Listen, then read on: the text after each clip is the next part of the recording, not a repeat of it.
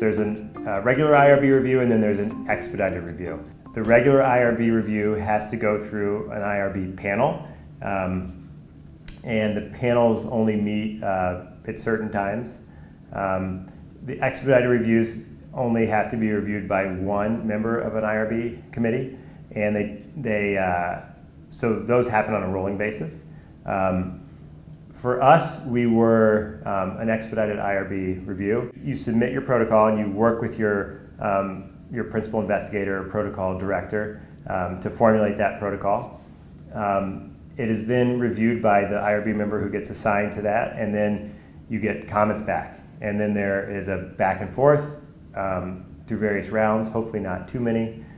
For us, it was, I think we had 2 rounds of comments and then it got approved. I think it was less than a month for sure. What they really take most seriously is HIPAA protection and protection of PHI, protected health information. They want to the level of every single document in your study will be kept under lock and key, and only these 2 people have access to that key, and that cabinet is in a facility that's locked, protected, overnight. It seems reasonable and it's definitely appropriate, but if you haven't gone through it before, you probably wouldn't be expecting to need that level of description. So then the other surprise besides the HIPAA stuff was that they asked a lot of questions that weren't applicable to our study at all. There's about 17 pages online for this submission, and maybe a quarter of one page was us describing our protocol. And that surprised me. I thought the whole thing was going to be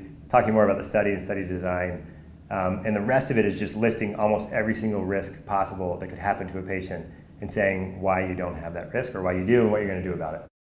The IRB was approved in late March, and we've been enrolling patients since. It's been interesting that the clinicians, our PIs in our study, what has surprised me about the actual study is how hands-off they've been, and how much responsibility they've given us and allowed us to take in the study without ever knowing us or knowing that we've done a clinical study.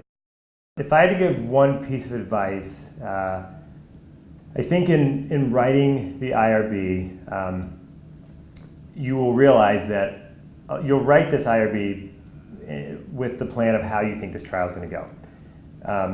There's going to be a lot of things that change. So I would say don't be too specific with every single step. And the IRB, I've come to learn, is okay with that. They just want you to be honest about what you may do. I'd say brainstorm everything that can go wrong in a study, and really try to understand what part of your study is going to take the longest, because it's definitely surprised us.